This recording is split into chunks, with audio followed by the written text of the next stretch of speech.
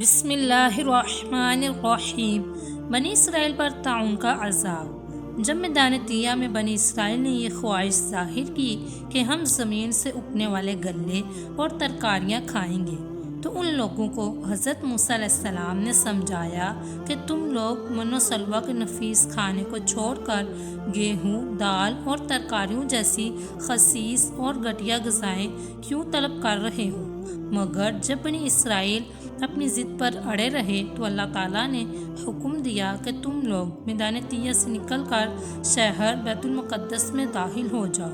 اور وہاں بے روک ٹوک اپنی پسند کی اور من باتی غذائیں کھاؤ، مگر یہ ضروری ہے کہ تم لوگ بیت المقدس کے دروازے میں کمال ادب و احترام کے ساتھ جھک کر داخل ہونا اور داخل ہوتے وقت یہ دعا مانگتے رہنا کہ یا اللہ تو ہمارے گناہوں کو معاف فرما دے تو ہم تمہارے گناہوں کو بخش دیں گے۔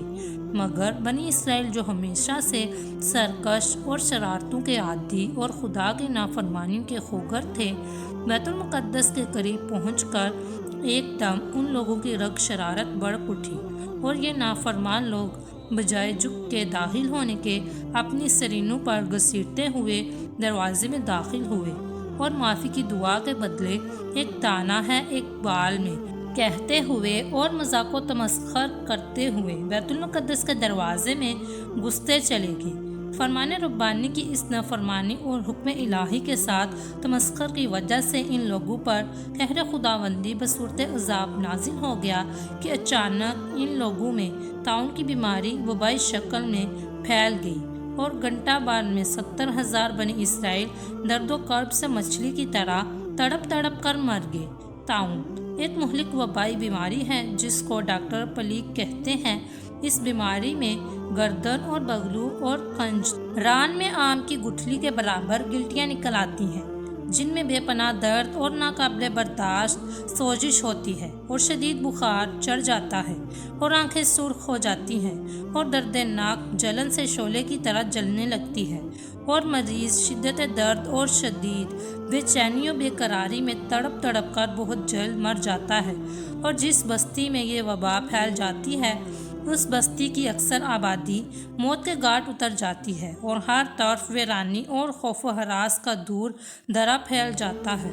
اللہ تعالیٰ نے بنی اسرائیل کے اس واقعے کا ذکر فرماتے ہوئے قرآن مجید میں ارشاد فرمایا کہ ترجمہ کنز ایمان، اور جب ہم نے فرمایا اس بستی میں جاؤ پھر اس میں سے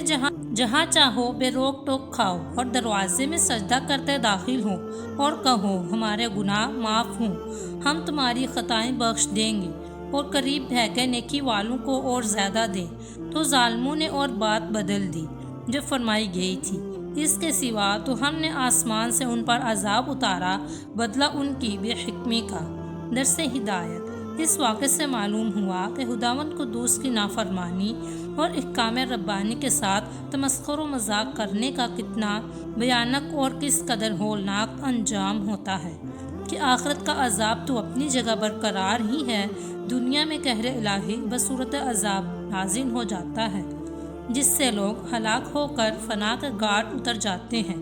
اور بستیاں ویران ہو جاتی ہیں۔ طاعون بنی اسرائیل کے حق میں عذاب تھا، مگر اس غیر الامم یعنی خاتم الانبیاء صلی اللہ علیہ وآلہ وسلم کی امت کے حق میں یہ بیماری رحمت ہے، کیونکہ حدیث شریف میں آیا ہے کہ طاعون کی بیماری میں مرنے والا شہید ہوتا ہے۔ مسئلہ یہ ہے کہ جس بستی میں طاعون کی وبا پھیلی ہو وہاں جانا نہیں چاہیے، اور اگر اپنی بستی میں وبا آ جائے تو بستی چھوڑ کر دوسری جگہ بھاگنا نہیں چاہیے، بلکہ طاعون کی وبا میں اپنی بستی ہی کے اندر خدا پر توکل کر کے صبر کے ساتھ رہنا چاہیے۔ اگر اس بیماری میں مر گیا تو شہید ہوگا، اور طاعون کے ڈر سے بستی چھوڑ کر بھاگنے والے پر اتنا بڑا گناہ ہوتا ہے جتنا کہ جہاد کے دن میدان چھوڑ کر بھاگنے والے پر گناہ ہوتا ہے۔ اس لیے ہرگز بھاگنا نہیں چاہیے، بلکہ اس بیماری میں صبر کے ساتھ اپنی ہی بستی میں مقیم رہنا چاہیے کہ اس پر خداوند تعالیٰ نے اجر و ثواب کا وعدہ فرمایا ہے۔ اگر آپ کو ویڈیو پسند آئی ہو تو ویڈیو کو لائک کریں، شیئر کریں، کمنٹ کریں اور چینل کو سبسکرائب کریں۔ شکریہ۔